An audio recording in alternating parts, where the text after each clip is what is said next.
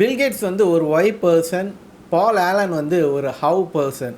இவங்க 2 பேர் தான் மைக்ரோசாஃப்டோட ஃபவுண்டர்ஸ்.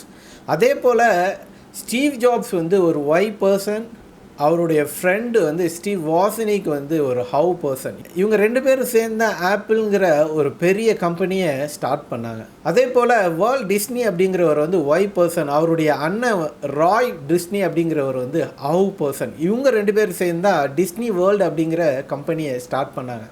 நீங்கள் வந்து ஹவ் பர்சனா ஒய் பர்சனா அப்படிங்கிறத இந்த வீடியோவில் நம்ம பார்ப்போம். ஏன் நம்ம வந்து ஒரு ஒய் பர்சனாக இருக்கணும் அப்படிங்கிறது இந்த வீடியோவில் நம்ம கிளியராக பார்க்கலாம். நம்ம ஒர்க் பண்ணுற எல்லா கம்பெனிக்கும் வந்து விஷன் ஸ்டேட்மெண்ட்டும் இருக்கும், மிஷன் ஸ்டேட்மெண்ட்டும் இருக்கும். ஸோ விஷன் ஸ்டேட்மெண்ட் வந்து தான் ஒய், மிஷன் ஸ்டேட்மெண்ட் வந்து ஹவ். ஸோ இந்த மிஷன் ஸ்டேட்மெண்ட் அப்படிங்கிறது பொதுவாக ஃப்யூச்சரில் நம்ம கம்பெனி என்னவா ஆக போகுது, என்ன டெலிவர் பண்ணும், என்ன அவுட்புட் நம்ம வந்து செய்ய போகிறோம், நம்மளுடைய இந்த கம்பெனியோட அல்டிமேட் கோல் என்ன. இப்போ மைக்ரோசாஃப்டோட விஷன் என்ன அப்படின்னா, இந்த உலகத்தில் இருக்கக்கூடிய ஒவ்வொரு வீட்லேயும் இருக்கக்கூடிய ஒவ்வொரு டெஸ்க்லேயும் மைக்ரோசாஃப்டோட கம்ப்யூட்டர் இருக்கணும் அப்படிங்கிறது தான் பில்கேட்ஸோட விஷன்.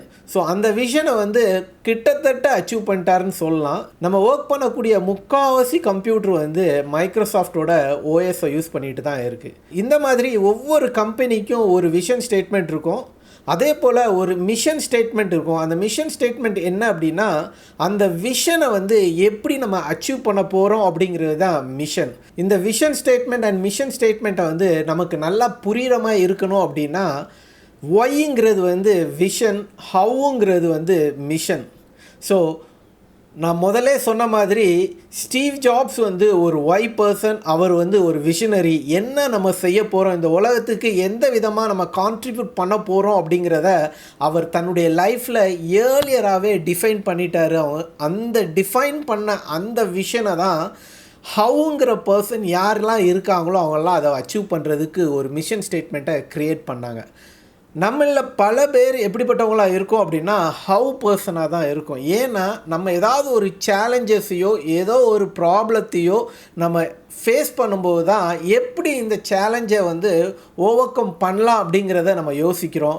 பெரிய பெரிய இனோவேட்டராக இருக்கலாம், இன்ஃப்ளூயன்சராக இருக்கலாம், எல்லாருமே ஒய் பர்சனாக இருப்பாங்க. அவங்க ஏன் அதை செய்கிறாங்க அப்படிங்கிறதுல ரொம்ப ஸ்ட்ராங்காக இருப்பாங்க. அவங்களுடைய ஒய் இல்லைனா அவங்களுடைய விஷன் ஸ்டேட்மெண்ட் எல்லாம் ரொம்ப கிளியராக இருக்கும். அந்த விஷன் ஸ்டேட்மெண்ட் ரொம்ப கிளியராக இருக்கனால அவங்களால தினந்தோறும் அவங்கள வந்து ட்ரைவ் பண்ண முடியுது. அவங்க என்ன விஷன் ஸ்டேட்மெண்ட்டாக செட் பண்ணாங்களோ அதை அச்சீவ் பண்ணுறதுக்கு. நம்மளில் நிறைய பேர் வந்து ஹவ் பர்சனாக இருக்கிறனால அந்த சேலஞ்சஸ் வந்து ஃபேஸ் பண்ணுற வரைக்கும் நம்ம வந்து என்ன செய்கிறோம் அப்படின்னா நம்மளை ட்ரைவ் பண்ணிக்கிட்டே இருக்கோம். அந்த சேலஞ்சை நம்ம எப்போ வந்து ஓவர் கம் பண்ணுறோமோ அதோட நம்மளுடைய டிரைவிங் ஃபோர்ஸ் வந்து ஸ்டாப் ஆகிடுது. நம்மளை இயக்கக்கூடிய அந்த சக்தி நம்மக்கிட்ட இருந்து இறங்கிடுது. மறுபடியும் நம்மளுடைய லைஃப்பில் ஏதாவது ஒரு சேலஞ்ச் வர்றது வரைக்கும் நம்ம வெயிட் பண்ணிக்கிட்டே இருக்கிறோம். ஆனால் இந்த ஒய் பர்சன் எப்படிப்பட்டவங்களாக இருப்பாங்க அப்படின்னா, அவங்களே ஒரு விஷனை செட் பண்ணனால அந்த விஷன் வந்து 4 வருஷத்துலையோ 5 வருஷத்துலையோ சால்வ் பண்ணுற மாதிரி இருக்காது. இந்த ஒய் பர்சன் வந்து செட் பண்ணக்கூடிய இந்த விஷன் எப்படி இருக்கும் அப்படின்னா, தொடர்ந்து ஒர்க் பண்ணால் தான் அவங்க செட் பண்ணியிருக்க அந்த விஷனை வந்து அவங்களால அச்சீவ் பண்ண முடியும்.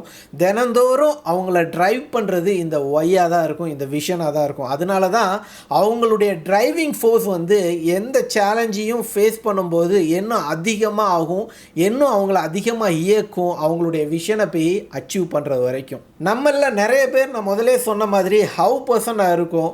ஹவுங்கிற கேள்வி கேட்குறதுக்கு முன்னாடி ஒய் நம்ம அப்படிங்கிற கேள்வியை கேளுங்க. உங்களுடைய விஷன் என்ன, உங்களுடைய கான்ட்ரிபியூஷன் இந்த வேர்ல்டுக்கு என்ன அப்படிங்கிறத யோசிங்க. அது ரொம்ப ஸ்ட்ராங்காக இருந்துச்சுன்னா ஆட்டோமேட்டிக்காக இந்த ஹவுங்கிறது எப்படி அப்படிங்கிறத ஈஸியாக கண்டுபிடிக்கலாம். நீங்களே ஸ்டார்டிங்கில் ஒர்க் பண்ணுவீங்க, அதுக்கப்புறம் ஒரு சப்போர்ட்டிங் டீமை க்ரியேட் பண்ணுவீங்க. இல்லைனா உங்களுக்கு ஒரு ஹவ் பர்சன் இல்லை பில்கேட்ஸுக்கு வந்து பால் ஆலன் கிடைச்ச மாதிரி, ஸ்டீவ் ஜாப்ஸ்க்கு வந்து ஸ்டீவ் வாசனிக் கிடைச்ச மாதிரி, வால்ட் டிஸ்னிக்கு வந்து ராய் டிஸ்னி கிடைச்ச மாதிரி உங்களுக்கும் ஒரு பார்ட்னர் கிடைக்கலாம். ஆனால் ஒய் அப்படிங்கிற அந்த விஷனரி ஸ்டேட்மெண்ட்டை வந்து ரொம்ப ஸ்ட்ராங்காக ஃபிக்ஸ் பண்ணுங்கள். அது உங்களை தினந்தோறும் காலையில் எந்திரிக்கவும் வைக்கணும், எந்திரிச்சு அதை நோக்கி பயணிக்கவும் வைக்கணும். அந்த அளவுக்கு அந்த ஸ்ட்ராங்காக அந்த ஒய் இருந்துச்சுன்னா நீங்கள் உங்களை இயக்குறதுக்கு யாருமே தேவையில்லை, நீங்களே இயங்குவீங்க. அதனால தான் நீங்கள் பார்த்தீங்கன்னா நிறைய ஆண்டர்ப்ரனர் வந்து யாரும் அவங்கள எழுப்பி இந்த வேலை செய்யின்னு சொல்ல மாட்டாங்க. அவங்களுடைய விஷன் தான் அவங்கள ட்ரைவ் பண்ணிகிட்ருக்கோம். ஸோ இந்த ஒய் ரொம்ப ஸ்ட்ராங்காக இருந்துச்சுன்னா ஆட்டோமேட்டிக்காக நீங்களும் உங்களை ட்ரைவ் பண்ணுவீங்க. நீங்கள் என்ன விஷன் செட் பண்ணுறீங்களோ அந்த விஷனை நீங்கள் அச்சீவ் பண்ணுவீங்க. இந்த ஒய்யை பற்றி இன்னும் கிளியராக நீங்கள் தெரிஞ்சுக்கணும், இன்னும் கிளாரிட்டியாக உங்களுக்கு புரியணும் அப்படின்னு நினச்சிங்கன்னா சைமன் சினெக் எழுதின ஸ்டார்ட் வித் ஒய் அப்படிங்கிற இந்த புக்கு இருக்குது. ஸோ இந்த புக்கை நீங்கள் வந்து வாங்கி ரீட் பண்ணி பார்க்கலாம். இந்த புக்கை வந்து நான் ரிவ்யூ பண்ணியிருக்கேன் என்னுடைய சேனலில். அதோட லிங்க்கை நான் வந்து இங்கே ஷேர் பண்ணுறேன். மறக்காமல் அந்த வீடியோவும் பாருங்கள். உங்களுக்கு இன்னும் டீட்டெயிலான இன்ஃபர்மேஷன் உங்களுக்கு தெரிய வரும். இவ்வளோ நேரம் உங்களுடைய வேல்யூபிள் டைமை ஸ்பெண்ட் பண்ணி இந்த வீடியோ நீங்கள் வாட்ச் பண்ணதுக்கு ரொம்ப தேங்க்ஸ். கண்டென்ட் பிடிச்சிருந்துச்சுன்னா கண்டிப்பாக லைக் பண்ணுங்கள். மறக்காமல் உங்களுடைய ஃபீட்பேக்கை கீழே கமெண்ட்டில் சொல்லுங்கள். மறுபடியும் இன்னொரு வீடியோவில் உங்களை சந்திக்கிறேன். அது வரைக்கும் பாய்.